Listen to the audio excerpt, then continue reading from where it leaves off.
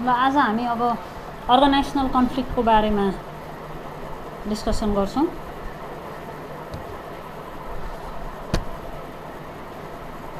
Organisational conflict leadership management अन्तर्गत bachelor of नर्सिङको course र previous क्लासमा हामीले conflict, type of conflict, sources of conflict, effect of conflict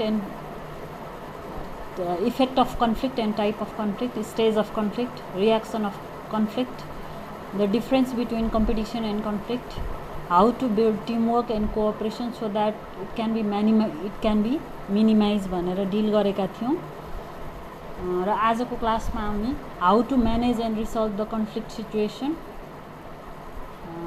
Feldman and Arnold 4 major strategy for intergroup conflict, Thomas Kilmann conflict mode instrument र managers role in conflict management भनेर deal गर्नेछौँ। यस अन्तर्गत चाहिँ यो माथिको 3टा पोइन्ट अन्तर्गत हामी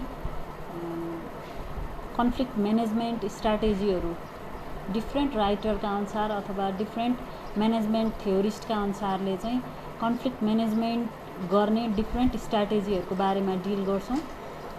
त्यो हामी डिफ्रेन्ट राइटरका अनुसारले डिफ्रेन्ट स्ट्राटेजीहरू डिल गर्दै गर्दाखेरि सबै कुरा त्यो एक्जाममा चाहिँ कन्फ्लिक्ट म्यानेजमेन्ट स्ट्राटेजीहरू के हुन सक्छन् अथवा how to solve the conflict in working situation in organisation अथवा intergroup conflict, how to solve the intergroup conflict भन्ने क्वेसनमा हामीले ती सबै कन्फ्लिक्ट म्यानेजमेन्ट स्ट्राटेजीहरू लेख्न पर्दैन। कुनै बेस्ट आफूलाई कुन बेस्ट लाग्छ त्यो बेस्ट म्यानेजमेन्ट, त्यो बेस्ट कन्फ्लिक्ट म्यानेजमेन्ट स्ट्राटेजीको बारेमा डिल गर्दाखेरि चाहिँ हुन्छ।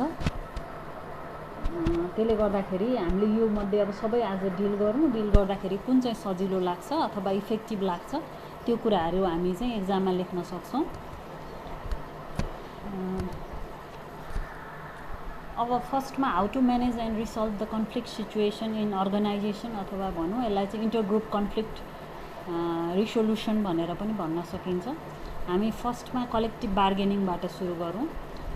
कलेक्टिभ बार्गेनिङ भनेको एउटा वर्कप्लेसमा हुने डिफ्रेन्ट कन्फ्लिक्ट, इन्टरग्रुप कन्फ्लिक्ट हुनसक्छ अथवा चाहिँ एउटा वर्कप्लेसमा हुने म्यानेजमेन्ट र वर्कर बिचको कन्फ्लिक्टलाई सल्भ गर्नको लागि यो टुल चाहिँ युज गरिन्छ। यो कन्फ्लिक्ट रिसोल्युसन स्टाइल चाहिँ युज गर्न सकिन्छ। र यसमा चाहिँ के गरिन्छ त भन्दाखेरि कलेक्टिभली डिस्कसन गरिन्छ र त्यहाँ कन्फ्लिक्ट अराइज भएका के उनीहरूका डिमान्डहरू हुन्, के इस्युहरूले गर्दा कन्फ्लिक्ट अराइज भएको हो त्यसलाई चाहिँ सल्भ गर्ने कोसिस गरिन्छ यो कलेक्टिभली ग्रुप डिस्कसनबाट। यसलाई चाहिँ कलेक्टिभ बार्गेनिङ किन भनिन्छ त भन्दाखेरि दुईटै ग्रुप जुन चाहिँ कन्फ्लिक्ट भएका ग्रुपहरू हुन्छन्, फर इक्जाम्पल म्यानेजमेन्ट र वर्कर बिचमा कन्फ्लिक्ट भएको हो भने ती दुईटै ग्रुपका चाहिँ रिप्रेजेन्टेटिभहरू, इच ग्रुपका रिप्रेजेन्टेटिभहरू मिलेर त्यसको लागि डिस्कसन गर्छन्, वर्कआउट गर्छन् र त्यसको चाहिँ कलेक्टिभली सोल्युसन निकाल्छन्। दुईटै ग्रुपका रिप्रेजेन्टेटिभहरूले मिलेर त्यसको सोल्युसन निकाल्छन्। र यो चाहिँ अरू कन्फ्लिक्ट म्यानेजमेन्ट मेथडहरू भन्दा जस्तै एभोइडेन्स भयो। एभोइडेन्स भनेको चाहिँ त्यसलाई एभोइड गर्ने अथवा विथड्रल गर्ने कन्फ्लिक्ट सिचुएसनलाई नै हैन, त्यो भन्दा चाहिँ फार बेटर मेथड हो भनेर भन्न सकिन्छ। किनभने यसमा चाहिँ दुवै ग्रुपका रिप्रेजेन्टेटिभहरूलाई बोलाएर एउटा इन्टिग्रेटिभ रूपमा चाहिँ प्रब्लम सल्भिङको लागि एक्सर्साइज गरिन्छ र दुईटै ग्रुपले चाहिँ एउटा कोअपरेटिभ इन्भाइरोमेन्टमा चाहिँ एउटा कुनै सोल्युसन निकाल्छ र त्यो सोल्युसन निकाले पछाडि त्यो चाहिँ उनीहरूले चाहिँ मिलेर उनीहरूले त्यो प्रब्लमलाई सल्भ गरेर मिलेर फेरि त्यही अर्गनाइजेसनमा काम गर्नुपर्ने भएकोले, कोअपरेटिभ इन्भाइरोमेन्ट क्रिएट गरेर काम गर्नुपर्ने भएकोले गर्दाखेरि चाहिँ उनीहरू मिलेर एउटा एग्रिड रुल भनौँ अथवा प्रोसिड्युरहरू चाहिँ डेभलप गर्छन्, जसले गर्दाखेरि चाहिँ त्यो कन्फ्लिक्ट चाहिँ सल्भ हुनलाई सजिलो हुन्छ। त्यस्तै अर्को मेथड भनेको कन्सिलेसन। अब कन्सिलेसन भनेको के हो त एक्चुअली यसको मिनिङ भन्दाखेरि अब यो यसको डिक्सनरी मिनिङ चाहिँ the act of procuring good will or inducing a friendly feeling भन्ने बुझिन्छ। कन्सिलेसन भनेको प्रोक्युरिङ गुड विल एन्ड अथवा or inducing a friendly feeling भन्ने बुझिन्छ। अब साउथ अफ्रिकन कन्ट्रीहरूमा चाहिँ त्यहाँको जुन लेजिस्लेसनले त्यहाँ भएका वर्कप्लेस कन्फ्लिक्टहरूलाई सल्भ गर्नको लागि कन्सिलिएसन प्रोसेसहरू युज गर्छ। र यसमा चाहिँ के हुन्छ त भन्दाखेरि जब यो कन्फ्लिक्ट चाहिँ दुईवटा ग्रुपहरूमा चाहिँ एग्रिमेन्ट हुन सक्दैन, दुईवटा ग्रुपमा कन्फ्लिक्ट अराइज हुन्छ र त्यो चाहिँ उनीहरू आफै बसेर आफै मेम्बरहरू बसेर त्यसलाई सल्भ गर्न सक्दैनन्, उनीहरूको डिफ्रेन्सलाई सेटल गर्न सक्दैनन् भने त्यो बेलामा चाहिँ यो मेथड चाहिँ युज गर्न सकिन्छ। र यो चाहिँ जस्तै कन्फ्लिक्टको कारणले गर्दा अर्गनाइजेसनमा जस्तै स्ट्राइकहरू हुनसक्छ, वर्करहरूले स्ट्राइक गर्न सक्छन् अथवा म्यानेजमेन्टले नै पनि लकआउट गर्न सक्छ होइन, भनेको आन्दोलनको कारणले बन्द गर्ने होइन, स्ट्राइक गर्ने, त्यस्ता किसिमका समस्याहरू आउँछन् कन्फ्लिक्टको चरम बिन्दुमा पुगिसके पछाडि। त्यसले गर्दाखेरि त्यस्तो चरम बिन्दुमा पुग्नभन्दा अगाडि नै यो कन्सिलिएसन मेथडहरू चाहिँ युज गरेर, त्यो कन्सिलिएसन प्रोसेस युज गरेर हामीले कन्फ्लिक्टलाई रिसल्भ गर्न सक्छौँ। र यो रिसल्भ गर्नको लागि चाहिँ ग्रुपहरू बसेर फाइनल्ली यो ग्रुप मेम्बरहरू सबैजना बसेर यसलाई चाहिँ सेटल गर्नका लागि, डिफ्रेन्सलाई सेटल गर्नको लागि बसेर डिस्कसन गरिन्छ र यसलाई चाहिँ सल्भ गर्न कोसिस गरिन्छ। र यो पनि अब अर्गनाइजेसन, डिफ्रेन्ट टाइपका अर्गनाइजेसन जस्तै sports club, youth club, community अर्गनाइजेसनहरूमा चाहिँ कन्सिलिएसन चाहिँ एउटा कन्फ्लिक्ट रिसोल्युसन गर्ने फर्स्ट स्टेपको रूपमा चाहिँ लिन सकिन्छ। र यसको के हो त समरी भन्दा, कन्सिलिएसन भनेको चाहिँ कसरी हुन्छ गुडविल क्रिएट गर्ने र अर्गनाइजेसनमा चाहिँ फ्रेन्डली इन्भाइरोमेन्ट चाहिँ डेभलप गर्ने। यसको लागि ग्रुप मेम्बरहरू चाहिँ मिलेर, कम टुगेदर गरेर मिलेर उनीहरूमा भएका डिफ्रेन्सहरू चाहिँ सेटल गर्नलाई ग्रुप जम्मा भएर छलफल गर्छन् र त्यो सेटल गर्ने कोसिस चाहिँ गर्छन्। त्यस्तै अर्को भनेको चाहिँ नेगोसिएसन, मेडिएसन एन्ड आर्बिट्रेसन भनेको छ। हामीले यो तिनटालाई अलग अलग डिल गर्छौँ। अब यो तिनटा मेथड, यो कन्फ्लिक्ट रिसोल्युसन गर्ने तिनटा मेथडहरू यो डिफ्रेन्ट तरिकाले डिफ्रेन्ट अर्गनाइजेसनहरूमा युज भएको देखिन्छ। र त्यो तिनटैको बारेमा हामीलाई बुझ्न आवश्यक छ, जसले गर्दाखेरि चाहिँ त्यो तिनटै मध्ये which one is the best and which one fit in your organisation, त्यो कुरा बुझ्न आवश्यक छ। र त्यो अनुसारले you have to use any one of these. अब यसमा के गर्ने त भन्दा, नेगोसिएसन भनेको यस्तो किसिमको प्रोसेस हो जसमा चाहिँ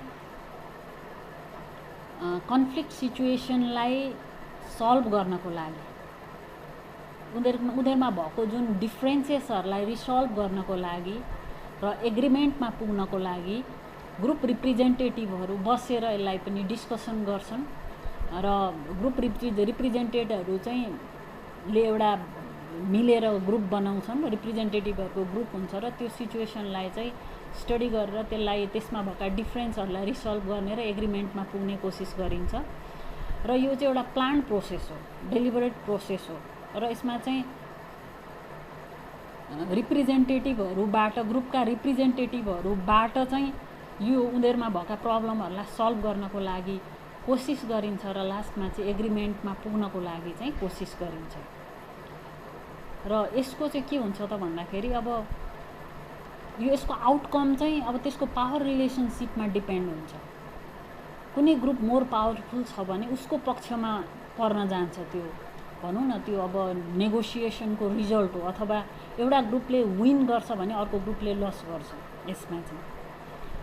र जसले विन गर्छ त्यो उसको डिमान्ड चाहिँ सबै मिट भएको देखिन्छ भने अर्को ग्रुपले चाहिँ लस गर्ने सम्भावना चाहिँ हुन्छ यसमा। त्यसले गर्दाखेरि यो जस्तै वर्कप्लेस युनियन अथवा म्यानेजमेन्ट रिप्रेजेन्टेटिभहरूले चाहिँ यो नेगोसिएसन युज गरेर कन्फ्लिक्टलाई सल्भ गर्छन्। र यो मेथड पनि पोलिटिकल र कम्युनिटी ग्रुपमा पनि युज गर्न सकिन्छ। त्यस्तै अब मेडिएसन भनेको के हो त भन्दाखेरि, जब नेगोसिएसन फेल हुन्छ, नेगोसिएसन भनेको चाहिँ दुईटै कन्फ्लिक्ट भएका दुईटै ग्रुपहरूका रिप्रेजेन्टेटिभहरू बसेर चाहिँ त्यो डिफ्रेन्सहरूलाई चाहिँ आइडेन्टिफाई गरेर त्यसलाई रिसल्भ गर्नको लागि चाहिँ कोसिस गरिन्छ। र यो पावर रिलेसनसिप भनेको चाहिँ जो पावरफुल छ त्यसको पक्षमा चाहिँ भनेको अब त्यो डिसिजन हुने सम्भावना चाहिँ हुन्छ भनेर भन्यो। अब जब त्यो नेगोसिएसन चाहिँ फेल हुन्छ अथवा गेट स्टक हुन्छ, त्यो सल्भ हुन सक्दैन, त्यो अगाडि बढ्न सक्दैन भने त्यो बेलामा चाहिँ इन्डिपेन्डेन्ट मेडिएटरलाई चाहिँ बोलाइन्छ। इन्डिपेन्डेन्ट मेडिएटरलाई बोलाइन्छ र त्यो त्यो इन्डिपेन्डेन्ट मेडिएटर मेबी एकजना पनि हुनसक्छ, 1% पनि हुनसक्छ, अथवा इन्डिपेन्डेन्ट मेडिएटरको ग्रुप पनि हुनसक्छ। र उनीहरूले चाहिँ त्यो कन्फ्लिक्टलाई फेसिलिटेट गर्ने, त्यसलाई सेटल गर्नको लागि चाहिँ कोसिस गर्छ त्यो मेडिएटरको ग्रुपले। मेडिएटरले चाहिँ एक्टिभ रोल प्ले गर्छ त्यो कन्फ्लिक्ट रिसोल्युसन प्रोसेसमा। र दुवै ग्रुपलाई चाहिँ पोसिबल सोल्युसन क्यारी आउट गर्नको लागि चाहिँ उसले चाहिँ एउटा रोल गर्ने काम गर्छ। In contrast to arbitration, mediator act only in advisory capacity. They have no decision making power and cannot impose a settlement on the conflicting parties. र यसमा चाहिँ हामीले अब योभन्दा अगाडि आर्बिट्रेसन पढ्छौँ। आर्बिट्रेसनमा जस्तो मेडिएटरमा फुल राइट चाहिँ हुँदैन।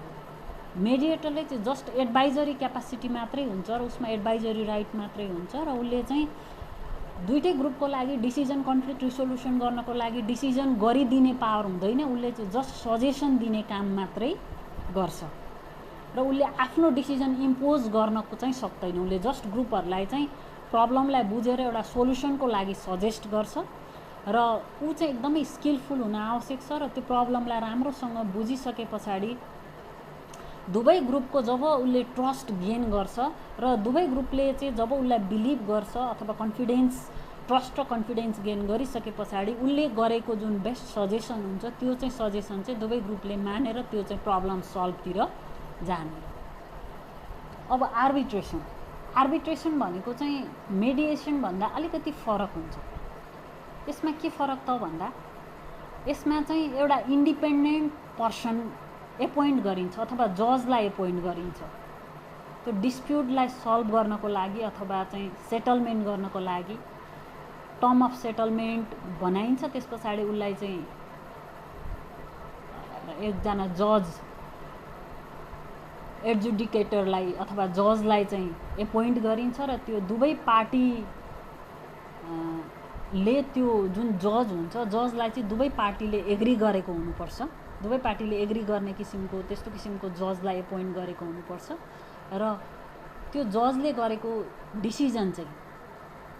डिसिजन अफ आर्बिट्रेटर अथवा जजले गरेको डिसिजन चाहिँ दुईटैमा लागू हुन्छ। अब arbitration differ from the mediation and negotiation in that it does not promote the continuation of collective bargaining. यसमा चाहिँ के हुन्छ भने मेडिएसन नेगोसिएसनमा चाहिँ कलेक्टिभ बार्गेनिङ भनेको बसेर छलफल गर्ने, दुवै ग्रुपलाई बसेर छलफल गराउने, उनीहरूको सोल्युसन निकाल्नको लागि ग्रुपमा छलफल गराउने, डिस्कसन गराउने, सोल्युसन निकाल्न दिने, त्यस्तो किसिमको हुन्छ। त्यो कलेक्टिभ बार्गेनिङलाई प्रमोट गर्छ भने आर्बिट्रेसनले चाहिँ त्यसरी प्रमोट गर्दैन। उसले चाहिँ के गर्छ, दुईटै कन्फ्लिक्ट भएका ग्रुपहरूको कुरा सुन्छ, राम्ररी दुईटैको कुरा सुन्छ, दुईटैका डिमान्ड के छन्, काउन्टर डिमान्ड के छन्। एउटाले मलाई यो चाहिन्छ, यति माग पुरा हुनुपर्छ भन्छ, अर्कोले होइन मलाई यो चाहिन्छ, यति माग पुरा हुनुपर्छ भनेर जुन उनीहरूको डिमान्ड र काउन्टर डिमान्ड दुवै सुन्छ, इन्भेस्टिगेट गर्छ प्रब्लमलाई राम्रोसँग र डिसिजन चाहिँ आफूले गर्छ, आर्बिट्रेटरले अथवा जजले अथवा एडजुडिकेटरले, उसले चाहिँ डिसिजन गर्छ। त्यो ग्रुपहरू दुईटै कन्फ्लिक्टिङ ग्रुपको लागि चाहिँ कसलाई के दिने, कसको कुन डिमान्ड मिट गर्ने र कुन डिसिजन चाहिँ एप्रोप्रिएट हुन्छ, के गर्ने भन्ने कुरा चाहिँ डिसिजन मेकर चाहिँ आर्बिट्रेटर हुन्छ। People or organization can agree on having either a single arbitrator or panel of arbitrators whom they respect, whose decision they will accept as a final in order to resolve the conflict. र कस्तो हुनुपर्छ त भन्दा people अथवा organisation जुन बिचमा conflict भएको छ तिनीहरूको कन्फ्लिक्ट सल्भ गर्नको लागि चाहिँ मेबी सिंगल आर्बिट्रेटर पनि हुनसक्छ, मेबी प्यानल अफ आर्बिट्रेटर पनि उनीहरूले एपोइन्ट गरेको हुनसक्छ। तर त्यो आर्बिट्रेटरलाई चाहिँ उनीहरू दुवै ग्रुपले चाहिँ रेस्पेक्ट गर्ने पनि हुनुपर्छ र आर्बिट्रेटरको डिसिजन नै फाइनल डिसिजन हुन्छ र त्यो डिसिजनलाई दुईटै ग्रुपले चाहिँ एक्सेप्ट गर्नुपर्छ त्यो कन्फ्लिक्ट रिसल्भ गर्नको लागि। अब त्यस्तै एउटा हामीले जस्तै कन्फ्लिक्ट रिसोल्युसनका एउटा फर्मल मेथडहरूको बारेमा हामीले डिल गरिसक्यौँ। अब त्यस्तै गरेर अर्को म्यानेजमेन्ट थ्योरिस्टको अनुसारले चाहिँ जस्तै फेल्डम्यान एन्ड आर्नोल्डले चाहिँ 4 मेजर स्ट्राटेजीहरू चाहिँ समराइज गरेका छन्। त्यो चाहिँ इन्टरग्रुप कन्फ्लिक्ट रिसोल्युसनको लागि। त्यसमा 4 मेजर स्ट्राटेजी भनेको के हो त भन्दा एउटा एभोइडेन्स, एउटा डिफ्युजिङ, एउटा कन्टेनमेन्ट र एउटा चाहिँ कन्फ्रन्टेसन। अब हामी इज यो एभोइडेन्स, डिफ्युजिङ, कन्टेनमेन्ट र कन्फ्रन्टेसनको बारेमा चाहिँ डिल गर्छौँ। अब एभोइडेन्स भनेको के हो त भन्दाखेरि यसमा चाहिँ यो टाइपको स्ट्राटेजीमा चाहिँ कन्फ्लिक्ट चाहिँ जस्ट सर्फेसिङमा छोडिदिने भनेको, त्यसलाई चाहिँ एभोइड गर्ने, त्यसलाई ध्यान नै नदिने, एभोइड गरिदिने। प्रब्लम हुँदै गर्छ, कन्फ्लिक्ट हुँदै गर्छ, त्यो चल्दै जान्छ भनेर त्यसलाई यादै नगर्ने, त्यसलाई सर्फेसिङमै छोडिदिने। यो चाहिँ कस्तो बेलामा युज गर्ने त भन्दा यस्तो, यो चाहिँ भनौँ यसलाई चाहिँ एउटा विथड्रल बिहेभियर पनि भनिन्छ। यो स्ट्राटेजी अन्तर्गत चाहिँ विथड्रल बिहेभियर अथवा एपाथी, इन्डिफरेन्स भनौँ, अथवा एभोइडेन्स गर्ने, अथवा चाहिँ यस्तै हो, अब उसको भाग्यमा यस्तै ल्याएर चाहिँ यस्तै हुन्छ भन्ने, त्यसलाई यादै नगरिदिने, त्यो प्रब्लमलाई, त्यो कन्फ्लिक्ट सिचुएसनलाई यादै नगरिदिने, त्यत्तिकै छोडिदिने। अब म्यारिनर टोमीका अनुसारले यो चाहिँ कस्तो बेलामा एप्रोप्रिएट हुन्छ भन्दाखेरि जब अर्को पार्टी चाहिँ मोर पावरफुल छ र यो कन्फ्लिक्ट चाहिँ जब बार्गेनिङमा गयो अथवा कुनै रिसोल्युसनको मेथडमा, अरू मेथडमा गयो भने उसले नै उसकै पक्षमा डिसिजन हुनेवाला छ भने, या त इस्यु चाहिँ अनइम्पोर्टेन्ट छ, त्यसलाई बार्गेन गरेर अथवा त्यसलाई चाहिँ कुनै एउटा एक्सर्साइज गरेर त्यसको कुनै मिनिङ छैन भने त्यो अवस्थामा पनि, अथवा त्यसलाई जति एक्सर्साइज गरे तापनि, कन्फ्लिक्ट रिसोल्युसनको कुनै अरू मेथड युज गरे तापनि त्यसको गोल मिट हुने अवस्था छैन भने, अथवा त्यो कन्फ्लिक्टलाई जतिसुकै एक्सर्साइज गरेर त्यसलाई रिसल्भ गर्न खोजे तापनि त्यसको जुन त्यसमा लाग्ने खर्च हो त्यो चाहिँ त्यसको बेनिफिट भन्दा त्यसमा लाग्ने रिसोल्युसनमा लाग्ने खर्च चाहिँ बढी छ, त्यो कस्ट चाहिँ बढी जान्छ भने त्यो बेलामा चाहिँ एभोइडेन्स युज गर्ने, यादै नगर्ने त्यो प्रब्लमलाई, त्यो कन्फ्लिक्टसँग रिलेटेड इस्युलाई यादै नगर्ने, त्यो आफै यत्तिकै समय आए पछाडि मान्छे आफै दिक्क हुन्छन् त्यसो छोडिदिन्छन् भन्ने हिसाबमा छोडिदिने, त्यो एभोइडेन्स भयो। अर्को डिफ्युजिङ, यसमा चाहिँ के गर्ने त भन्दाखेरि under this strategy an attempt is made to deactivate the conflict and calm down the parties involved by cooling off their emotion and hostilities।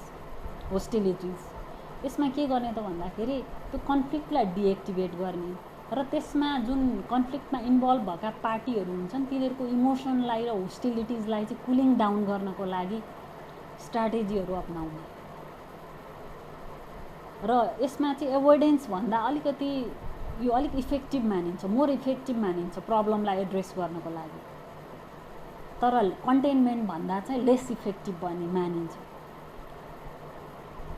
यसमा के गरिन्छ त भन्दा दुवै ग्रुपको कमन इन्ट्रेस्टहरू के छ त्यो कुरालाई आइडेन्टिफाई गरिन्छ, कन्फ्लिक्टिङ ग्रुपका कमन इन्ट्रेस्टहरू के छन् त्यसलाई आइडेन्टिफाई गरिन्छ र आइडेन्टिफाई गरिसके पछाडि त्यो कमन इन्ट्रेस्टलाई चाहिँ इम्पोर्टेन्स, जुन इम्पोर्टेन्ट अथवा कमन इन्ट्रेस्टहरू अथवा हाई म्याग्निट्युड भएका जुन इन्ट्रेस्टहरू छन् त्यस्ता किसिमका इम्पोर्टेन्ट इन्ट्रेस्टहरूलाई चाहिँ सल्भ गर्न कोसिस गरिन्छ र जुन चाहिँ प्रब्लमहरू भनौँ न जुनमा चाहिँ ग्रुपको डिफ्रेन्सेस छ त्यस्ता किसिमका इस्युहरूलाई चाहिँ डिइम्फेसाइज गरिन्छ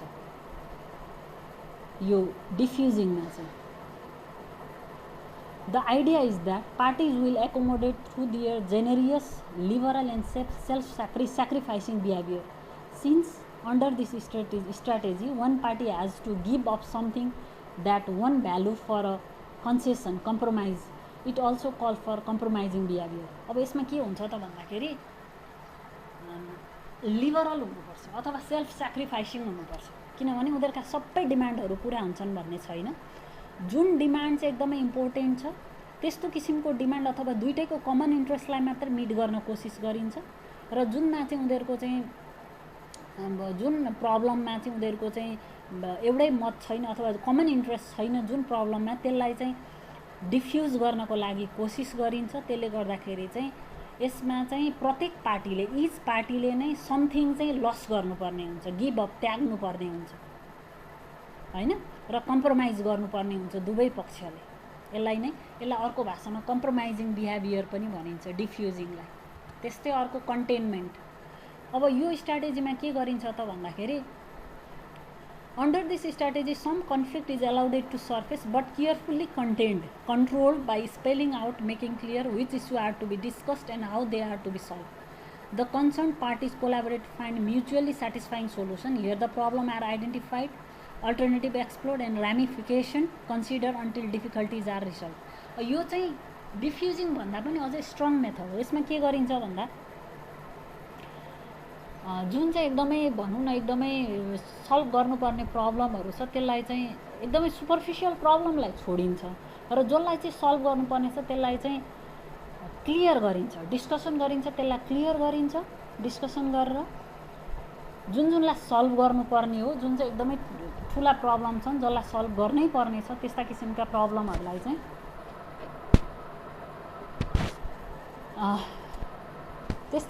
प्रब्लमहरूलाई चाहिँ बसेर एउटा सेटिस्फाइङ सोलुसनहरू निकालिन्छ।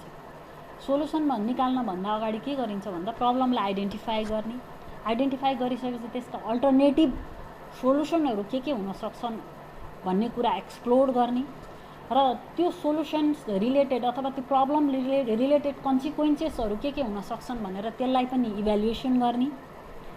त्यस पछाडि फाइनल्ली त्यसको चाहिँ सोलुसनहरू निकाल्ने, एउटा म्युचुअली सेटिस्फाइङ सोलुसन निकाल्ने दुवै ग्रुप मिलेर।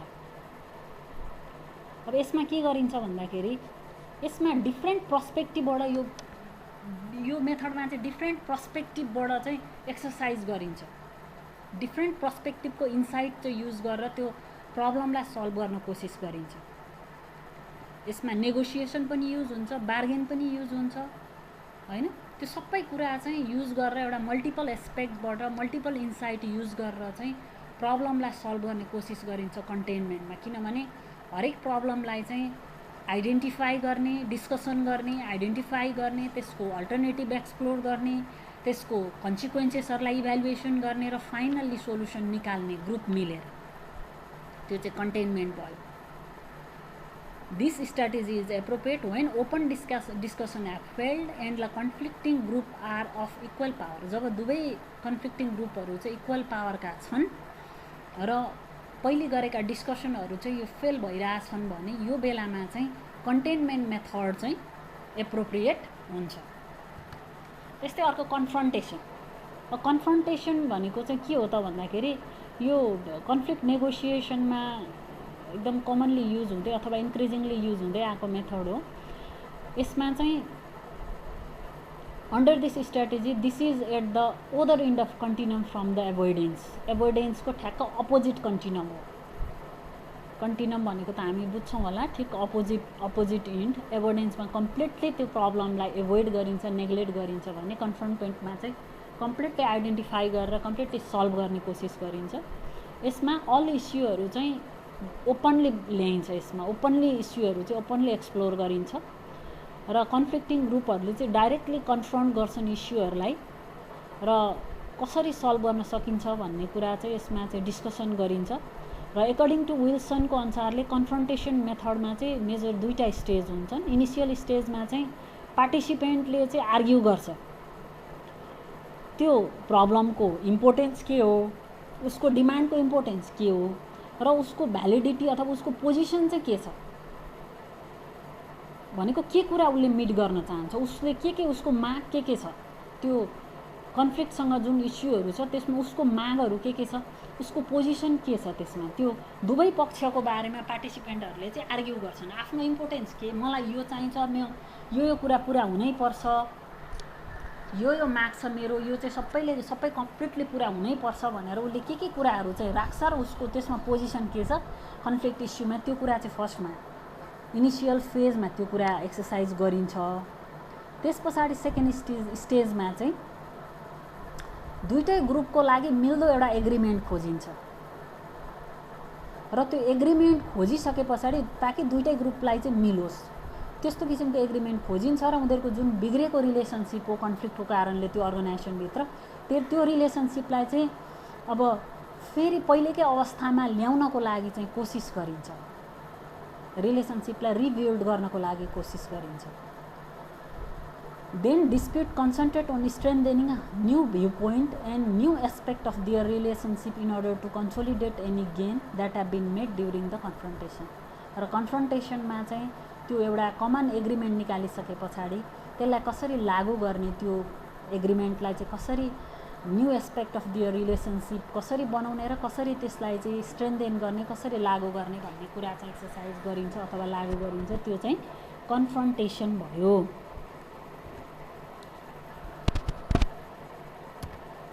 अब त्यस्तै हामीले यो डिस्कस गरिसक्यो। त्यस्तै फिले भन्नेले चाहिँ तीनटा बेसिक स्ट्राटेजीहरू चाहिँ युज गरेर पनि इन्डिभिजुअलको अथवा इन्टरपर्सनल भनौँ अथवा इन्टरग्रुप भनौँ अथवा अर्गनाइजेसनल कन्फ्लिक्टलाई रिसोल्युसन गर्न सकिन्छ भनेर तीनटा स्ट्राटेजीहरू बेसिक स्ट्राटेजीहरू चाहिँ आइडेन्टिफाइड गरेका छन् म्यानेजमेन्ट थ्योरिस्टले, फिले भन्ने म्यानेजमेन्ट थ्योरिस्टले। यसमा lose lose approach, win lose approach र विन विन एप्रोच, तीनटा एप्रोच भयो। अब लुज लुज एप्रोचमा के हुन्छ त भन्दा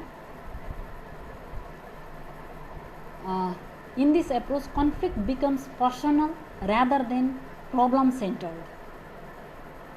In this approach neither party win. यसमा चाहिँ के हुन्छ त भन्दाखेरि पर्सनल मात्रै नभएर यो कन्फ्लिक्ट चाहिँ जहिले पनि प्रब्लम सेन्टर्ड हुन्छ र यसमा चाहिँ कुनै पार्टीको पनि जित हुँदैन, दुईटै पार्टीले चाहिँ विन गर्न सक्दैन भनेर भन्ने। र parties direct their energy toward total victory for themselves and total defeat for others. के गर्छ भने पार्टीहरूले चाहिँ आफ्नै सबै मागहरू पुरा गर्ने र अर्कोलाई चाहिँ हराउने भन्ने जुन कोसिस गर्छन् त्यस्तो कोसिस गरिरहेका हुन्छन् कन्फ्लिक्टका दुईटा पार्टीहरूले, चाहे त्यो म्यानेजमेन्ट र वर्कर बिचमा होस् अथवा वर्कर बिचमा होस्, त्यस्तो हुन्छ। ती डिफ्रेन्ट पार्टीहरूको चाहिँ आफूले नै कम्प्लिटली जितौँ, टोटल भिक्टोरी आफ्नो होस् र अर्कोले चाहिँ कम्प्लिटली डिफिट गरोस् भन्ने हुन्छ। अब यस्तो बेलामा चाहिँ के गरिन्छ त भन्दाखेरि दुईटैलाई मिडल ग्राउन्डमा ल्याइन्छ, कन्फ्लिक्टलाई रिसल्भ गर्नको लागि दुईटैलाई मिडल ग्राउन्डमा ल्याइन्छ र दुईटैलाई मिडल ग्राउन्डमा ल्याइसके पछाडि एउटा दुईटैलाई मिल्दो किसिमको एउटा बिचमा रहेर चाहिँ दुईटैलाई मिल्दो किसिमको चाहिँ एउटा डिसिजन गर्ने काम गरिन्छ र यसको लागि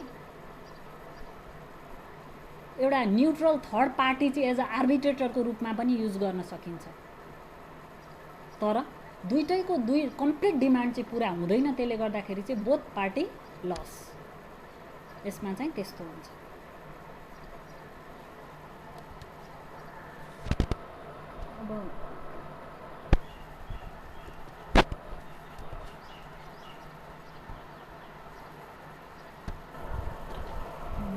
अब विन लस एप्रोचको बारेमा हामी डिल गर्छौँ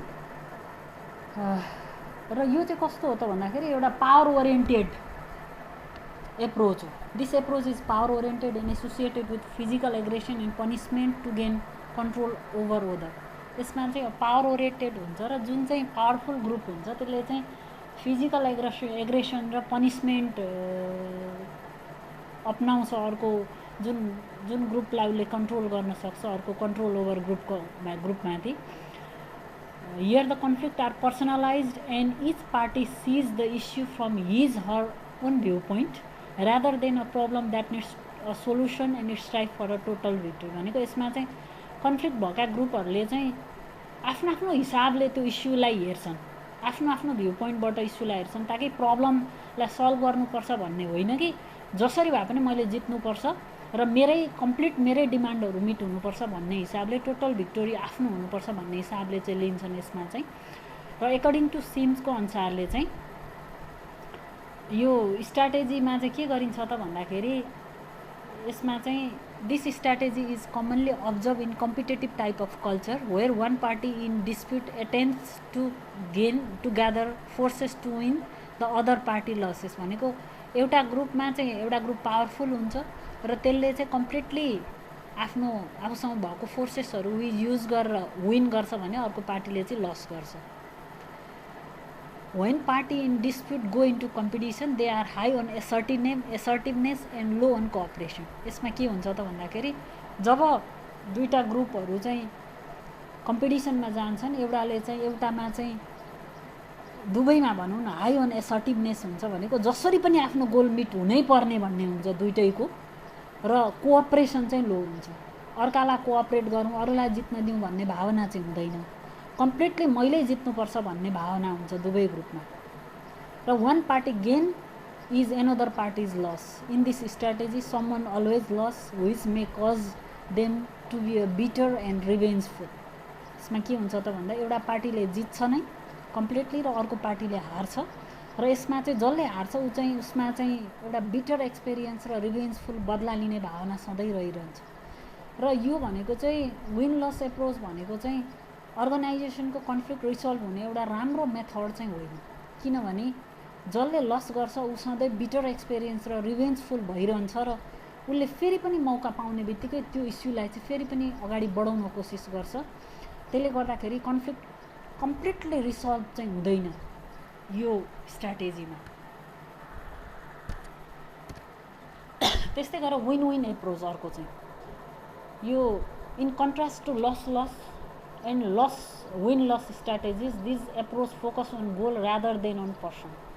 यसमा चाहिँ योभन्दा अगाडि पढेको जति पनि हामीले स्ट्राटेजीहरूमा थियो त्यसमा चाहिँ इन्डिभिजुअललाई फोकस गरिन्छ, र यसमा चाहिँ त्यसमा के गरिन्थ्यो त भन्दाखेरि लस लस र विन लस स्ट्राटेजीहरूमा चाहिँ त्यसमा इन्डिभिजुअललाई फोकस गरेर डिसिजन हुन्थ्यो भने यसमा चाहिँ गोललाई फोकस गरेर, पर्सनलाई भन्दा गोललाई फोकस गर्ने एप्रोच हो यो चाहिँ।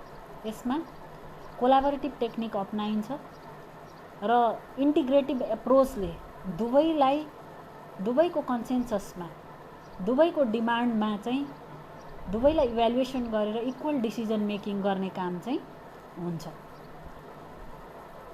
Since the consensus focus process demands on the problem, the collection of facts, on the acceptance of useful aspect of conflict and on the avoidance of self centre behaviour.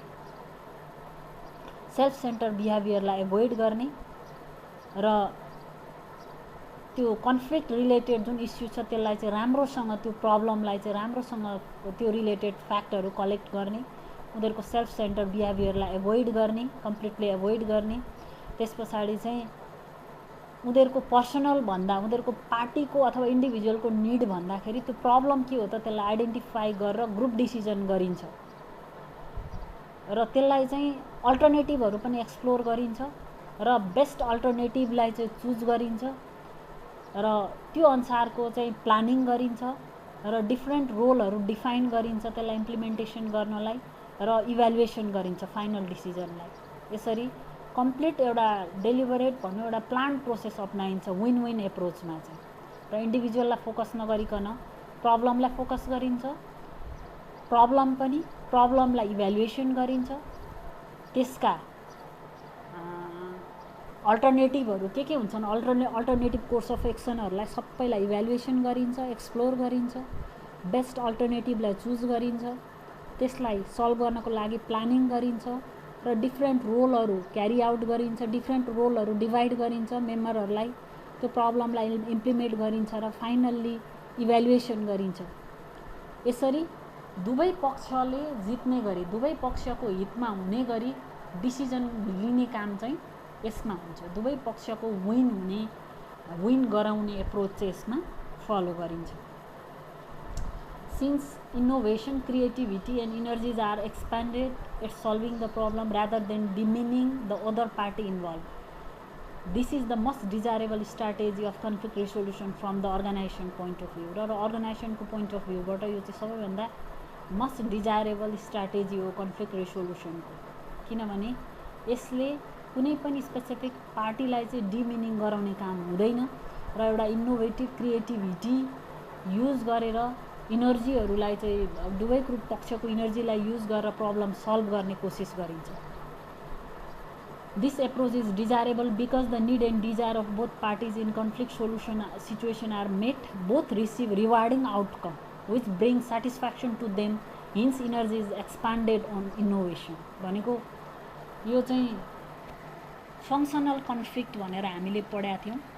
Functional conflict चाहिँ यसमा लागु हुन्छ। जस्तै यसमा चाहिँ दुवै पार्टीको need र डिजायरलाई मिट गर्ने काम गरिन्छ र दुईटैले एउटा रिवार्डिङ आउटकम रिसिभ गर्छन्, जसले गर्दाखेरि दुवै पक्ष सेटिस्फाई हुन्छन्, दुवै कन्फ्लिक्टिङ पक्ष। र त्यो नयाँ इनर्जीलाई चाहिँ उनीहरूले जुन एक्सपान्डेड इनर्जीलाई चाहिँ एक्सपान्डेड र इनोभेसन फर्ममा चाहिँ अर्गनाइजेसनमा युज गर्छन् र अर्गनाइजेसनको सक्सेसको लागि चाहिँ युटिलाइज हुन्छ त्यो इनर्जी चाहिँ। अब हामी अर्को थोमस किलम्यानको कन्फ्लिक्ट मोड इन्स्ट्रुमेन्टको बारेमा डिल गर्छौँ। यो चाहिँ अर्को थ्योरिस्टले डेभलप गरेको कन्फ्लिक्ट मोड इन्स्ट्रुमेन्ट हो। यसमा के हुन्छ त भन्दाखेरि यसमा चाहिँ डिफ्रेन्ट रेन्ज अफ अप्सनहरू हुन्छ, त्यसलाई युज गरेर अर्गनाइजेसनल कन्फ्लिक्टलाई ह्यान्डलिङ गर्ने कोसिस हुन्छ।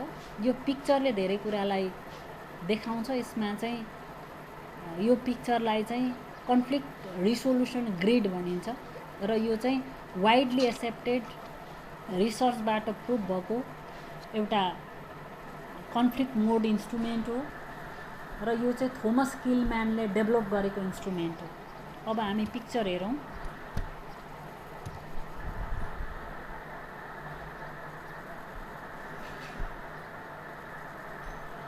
यो पिक्चर फिगर 1 भनेर यसमा के छ त भन्दाखेरि एउटा एसर्टिभनेस यहाँ हामी देख्न सक्छौँ। एसर्टिभनेस वाइ एक्सिसमा, एक्स एक्सिसमा के छ त भन्दा कोअपरेसन छ। अब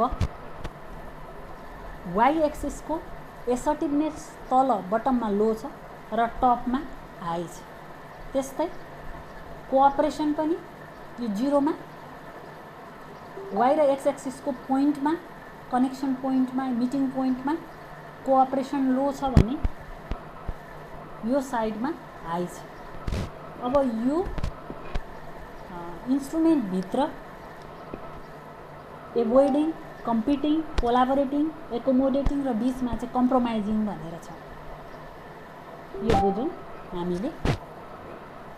यसमा के त भन्दाखेरि एसर्टिभनेस छ वाइ एक्सिसमा, एसर्टिभनेस पनि टपमा हाई छ, बटममा लो छ। त्यस्तै यो कोअपरेसन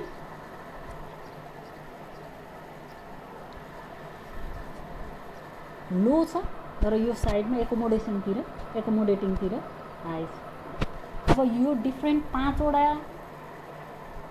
स्ट्राटेजीहरूलाई कसरी युज गर्ने र कुन साइडमा चाहिँ कुन हाई हुन्छ, कुन लो हुन्छ भन्ने कुरा चाहिँ हामी बुझ्नुपर्छ। अब यसमा based on Thomas Kilmann conflict mode instrument अनुसारले थोमस किलम्यानले कन्फ्लिक्ट ह्यान्डलिङ ग्रिडलाई चाहिँ ग्रिडभित्र 5 कन्फ्लिक्ट म्यानेजमेन्ट स्टाइललाई इन्क्लुड गरेका छन् र त्यो 2टा डाइमेन्सन राखेर। त्यसमा 2टा डाइमेन्सनहरूमा चाहिँ के छ त भन्दा एउटा एसर्टिभनेस छ, अर्को चाहिँ कोअपरेटिभनेस छ। एउटा एसर्टिभनेस र अर्को चाहिँ कोअपरेटिभनेस।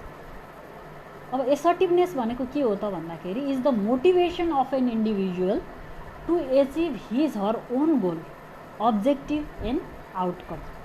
एसर्टिभनेसको मिनिङ के हो भने कुनै पनि इन्डिभिजुअलमा उसको आफ्नो गोल, अब्जेक्टिभ र आउटकमलाई चाहिँ एचिभ गर्नुपर्छ है भन्ने मोटिभेसन हुन्छ। त्यसलाई एसर्टिभनेस भनिन्छ। भने कोअपरेटिभनेस भनेको के हो त भन्दा willingness to allow or help the other party to achieve its goal or outcome. अर्को अपोजिट पार्टीलाई हेल्प गर्ने, त्यो पार्टीले पनि आफ्नो गोल जितोस् अथवा आफ्नो गोल एचिभ गरोस् र उसको आउटकम मिट होस् भन्ने एउटा विलिङनेस चाहने भनौँ न, एउटा त्यो विलिङनेस, त्यो भावना हुनु नै के हो त भन्दा कोअपरेटिभनेस हो। अब any of the 5 conflict resolution style might be appropriate based on the circumstances of the situation and the personalities of the individual involve. यो यहाँभित्रका कम्पिटिङ, एभोइडिङ, एकोमोडेटिङ, कोलाबोरेटिङ र कम्प्रोमाइजिङ यो पिक्चरभित्रको टर्महरू त्यो कुनै पनि स्टाइल चाहिँ सिचुएसन अनुसारले हामीले युटिलाइज गर्न सक्छौँ डिफ्रेन्ट सिचुएसनमा र कस्ता किसिमको पर्सनालिटिजहरू चाहिँ कन्फ्लिक्टमा इन्भल्भ भएका छन् त्यो हिसाबले चाहिँ डिफ्रेन्ट सिचुएसनमा डिफ्रेन्टली हामीले युज गर्न सक्छौँ भन्छ। अब सुरु गरौँ।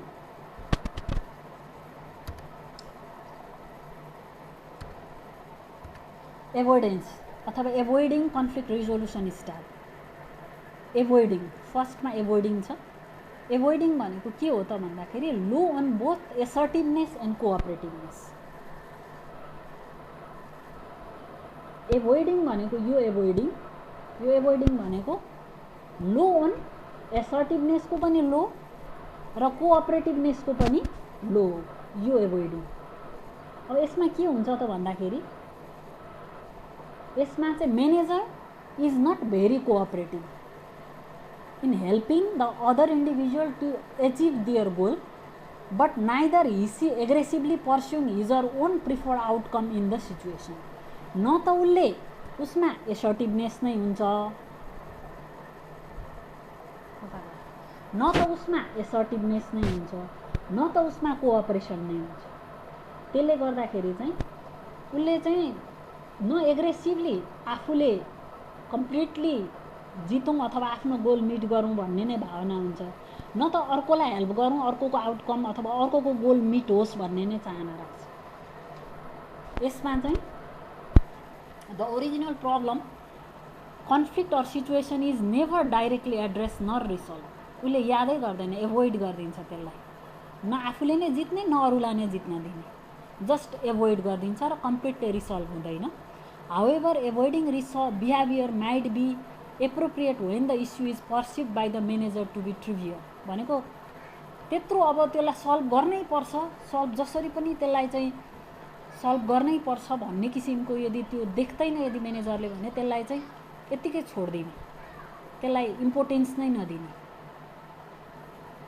It might also be an appropriate approach to use when there is no chance of winning or when the disruption would be very costly. यो बेलामा चाहिँ आफूले जित्ने सम्भावना नै छैन अथवा त्यो कन्फ्लिक्ट रिजोल्युसन प्रोसेसमा जाँदाखेरि चाहिँ एकदमै कस्टली हुन्छ भन्ने कुरा जब महसुस हुन्छ म्यानेजरलाई, त्यो बेलामा उसले एभोइडिङ रिजोल्युसन स्टाइल चाहिँ युज गर्छ। त्यस्तै कम्पिटिङ कन्फ्लिक्ट रिजोल्युसन स्टाइल अर्को। अब कम्पिटिङ कहाँ छ त भन्दा यो भयो कम्पिटिङ। यो कम्पिटिङमा के हुन्छ त भन्दाखेरि यसलाई विन लस एप्रोच पनि भनिन्छ। किन त भन्दा यसमा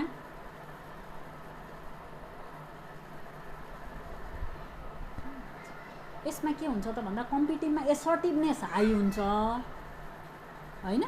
एसर्टिभनेस हाई भएको कारणले गर्दाखेरि कोअपरेटिभनेस चाहिँ लो हुन्छ। यतापट्टिको यो जुन कोअपरेटिभनेस छ त्यो चाहिँ यतापट्टि लो भयो, तर एसर्टिभनेस चाहिँ हाई भयो कम्पिटिङमा। त्यसले गर्दाखेरि चाहिँ यो स्टाइलले कन्फ्लिक्ट रिजोल्युसन गर्ने म्यानेजरले के गर्छ त भन्दाखेरि उसले चाहिँ एसर्टिभनेस भनेको जसरी पनि आफ्नो गोल मिट हुने, अर्काको चाहिँ जेसुकै होस् लो कोअपरेटिभनेस भन्ने सोच्छ।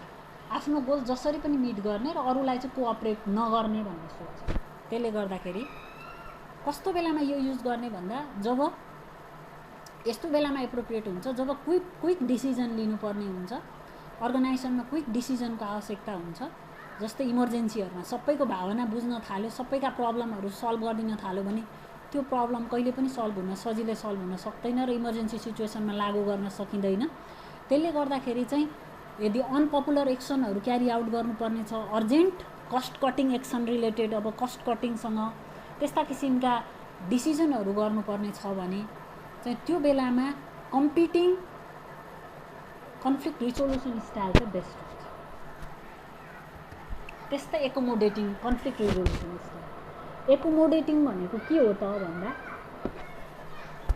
अब एकोमोडेटिङ यो हो। एकोमोडेटिङ भनेको के हो त भन्दाखेरि यसमा चाहिँ this style reflects the high degree of cooperativeness. यसमा एसर्टिभनेस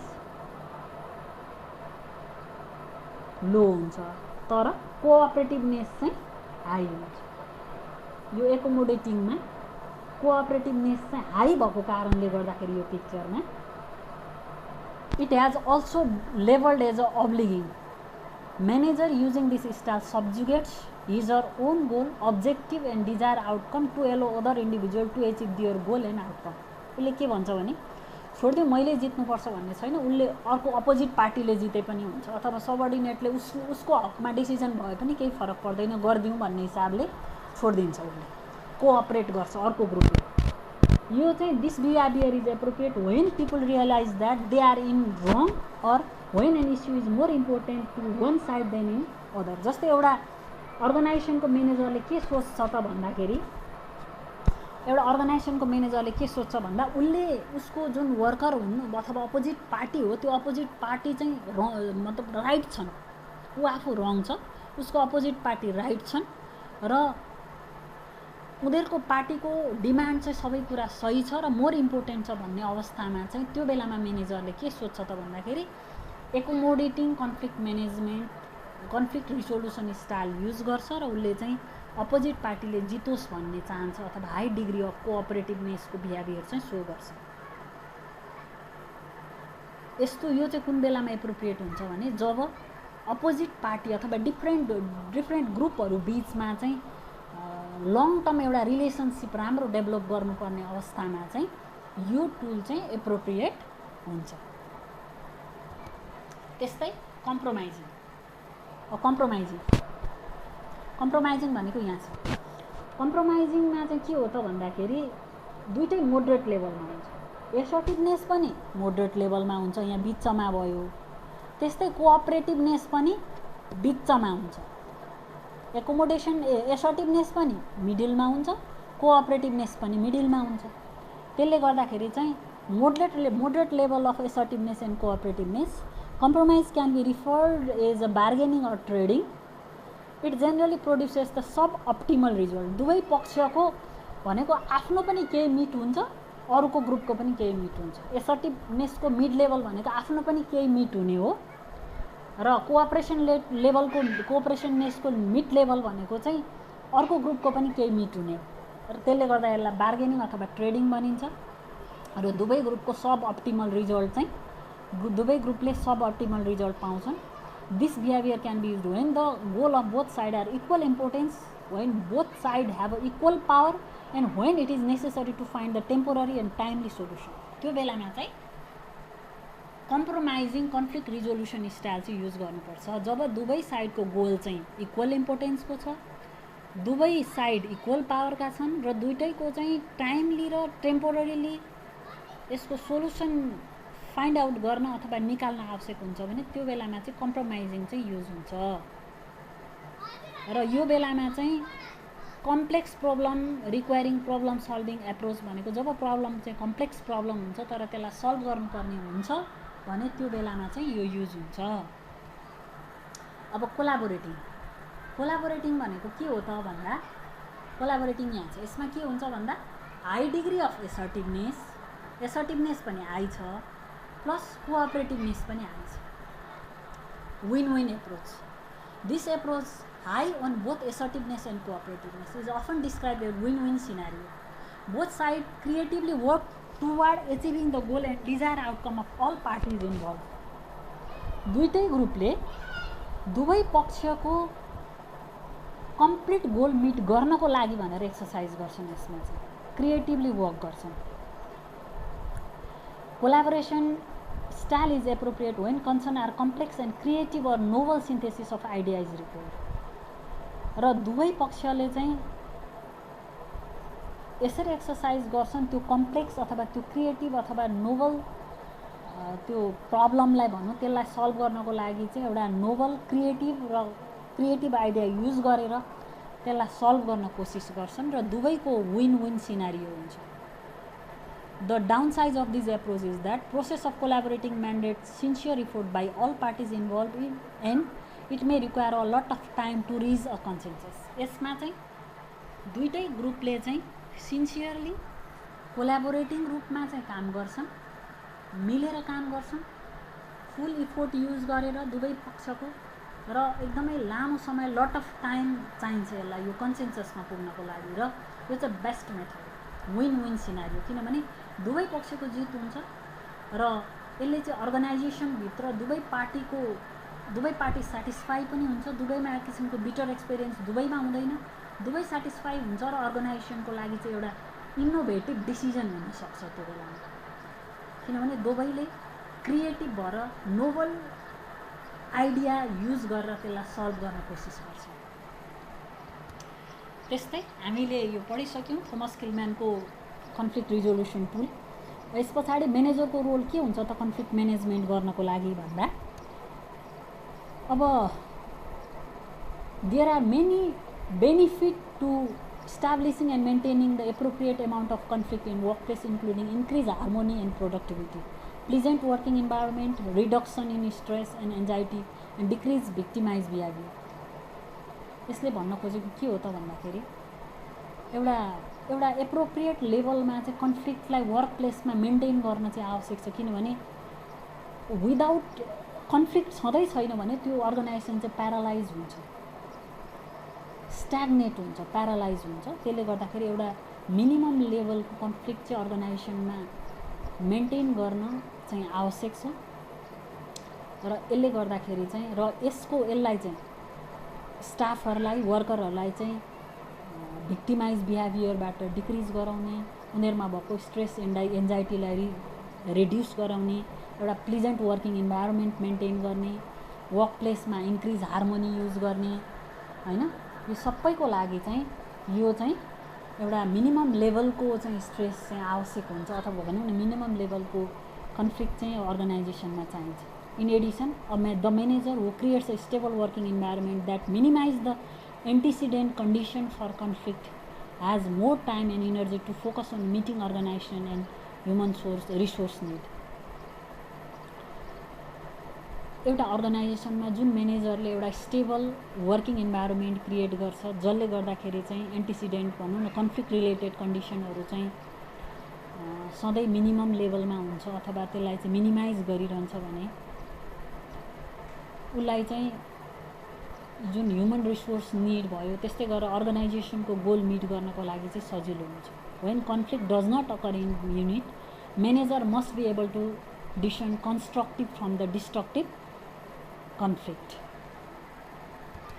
त्यस्तै अब कन्फ्लिक्ट चाहिँ कहिलेकाहीँ चाहिँ कन्स्ट्रक्टिभ पनि हुनसक्छ, जसले गर्दाखेरि एउटा क्रिएटिभिटी, इनोभेसन, त्यस्तै गरेर युनिटको ग्रोथको लागि चाहिँ यसले हेल्प गर्छ। Conflict is deemed to be destructive, manager must deal appropriately with the conflict or risk of aftermath that may be even more destructive than the original conflict. र म्यानेजरले चाहिँ त्यस्ता किसिमका डिफ्रेन्ट कन्फ्लिक्टहरू जुन चाहिँ डिस्ट्रक्टिभ हुनसक्छ अर्गनाइजेसनको लागि त्यो कुराहरूलाई चाहिँ ध्यान दिनुपर्छ। र कन्फ्लिक्ट रिसोल्युसन गर्दाखेरि ध्यान दिनुपर्ने कुरा चाहिँ आफ्टर म्याथ भनेको कन्फ्लिक्ट रिसोल्युसन भइसके पछाडिको फेज, जुनमा चाहिँ यदि ग्रुप दुईटामध्ये कुनै पनि ग्रुप सेटिस्फाई भएन भने त्यसले गर्दाखेरि त्यो अर्गनाइजेसनको लागि चाहिँ more destructive than original conflict पनि हुनसक्छ। यदि सल्भ भइसकेपछि पनि दुवै ग्रुप सेटिस्फाई भएन भने जुन ग्रुप चाहिँ बिटर एक्सपिरियन्समा छ त्यो कारणले गर्दाखेरि अर्गनाइजेसनको लागि डिस्ट्रक्टिभ कन्डिसन पनि हुनसक्छ।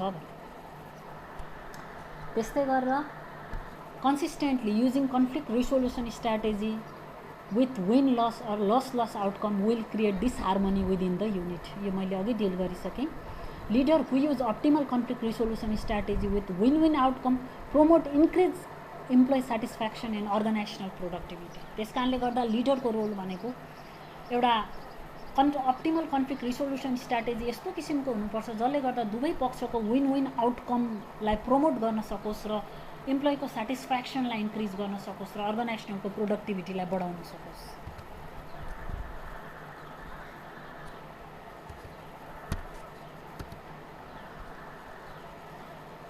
Negotiation also require both management function and leadership skill. Well-prepared manager know with whom they will be negotiating and prepare their negotiation accordingly. Negotiation management भनौँ न एउटा म्यानेजरले चाहिँ management function, leadership skill management function अन्तर्गत चाहिँ negotiation पनि गर्नुपर्ने हुन्छ। र वेल प्रिपेयर म्यानेजरले चाहिँ कसले नेगोसिएट गर्ने, कसरी नेगोसिएट गर्ने भन्ने कुराको एउटा प्रोसेस पनि बनाउनु पर्ने हुन्छ र हामीले नेगोसिएसनलाई डिटेलमा बेग्लै पनि स्टडी गर्न सक्छौँ। त्यो वेबसाइटहरूबाट पनि हामी लिन सक्छौँ अथवा चाहिँ मार्क्विसको लिडरसिप म्यानेजमेन्ट बुकमा पनि नेगोसिएसन कसरी गर्ने भनेर डिटेलमा त्यसको प्रोसेसहरू छ। त्यो डिटेलमा अझै पढेर त्यसलाई चाहिँ स्टेप बाई स्टेप आफूले लागू गर्नुपर्ने अवस्थामा त्यो पनि डिटेलमा जान्न सक्छौँ। They are prepare with trade off multiple alternative and clear bottom line to ensure that their unit acquire needed resources. Successful negotiation mandates the use of leadership component of self confidence and risk taking. के भनेको छ त भन्दाखेरि multiple अल्टरनेटिभहरू use गरेर एउटा clear bottom line level maintain गरेर हैन आफ्नो अर्गनाइजेसनमा युनिटमा चाहिने जुन रिसोर्सेसहरू मेन पावर भनौँ मनी भनौँ जे रिसोर्सेसहरू चाहिन्छ अर्गनाइजेसनमा त्यो कन्फ्लिक्ट सिचुएसनभरि त्यो रिसोर्सेसलाई चाहिँ एउटा मिनिमम लेभलमा जसरी पनि युनिट रन हुने हिसाबले चलाएर नेगोसिएसनलाई पनि हामी सिस्टमेटिकल्ली प्लान गर्न सक्छौँ र सक्सेसफुल नेगोसिएसनले चाहिँ mandates the use of leadership component of self confidence and risk taking भनेको यस्तो किसिमको मेनेजरियल स्किल हुनुपर्छ जसले चाहिँ सेल्फ कन्फिडेन्स र risk taking behaviour self confidence पनि हुनु पर्यो र रिस्क टेकिङ बिहेभियर पनि लिन सक्ने हुनु पर्यो। एउटा त्यस्तो किसिमको सक्सेसफुल लिडरसिप कम्पोनेन्ट भएको इन्डिभिजुअल अथवा लिडरले मात्रै सक्सेसफुल्ली नेगोसिएसन गर्न सक्छ। If these attributes are not present, a leader manager has a little power in negotiation and thus compromise the unit ability to secure divide resources. यदि त्यस्तो बेलामा चाहिँ यदि लिडर अथवा म्यानेजरमा चाहिँ यस्ता किसिमका एट्रिब्युट सेल्फ कन्फिडेन्स भयो अथवा डिसिजन मेकिङ पावर भयो रिस्क टेकिङ पावर यदि त्यस्ता किसिमका एबिलिटीहरू छैन एट्रिब्युटहरू छैन भने चाहिँ नेगोसिएसनमा उसको चाहिँ एकदमै लिटल पावर हुन्छ र त्यसले गर्दाखेरि चाहिँ जुन युनिटलाई चाहिने डिजायर रिसोर्सेस हो त्यो मेबी मनी हुनसक्छ मेन पावर हुनसक्छ। एउटा म्यानेजरले आफ्नो युनिट रन गराउनको लागि जे रिसोर्सेस चाहिन्छ त्यो चाहिँ ल्याकिङ हुनसक्छ र उसले त्यो पुरा गर्न सक्दैन। Other attributes that make the leader effective in negotiation are sensitivity to other and the environment and interpersonal communication skill. यो कुराहरूमा पनि ध्यान दिनु पर्यो लिडरले।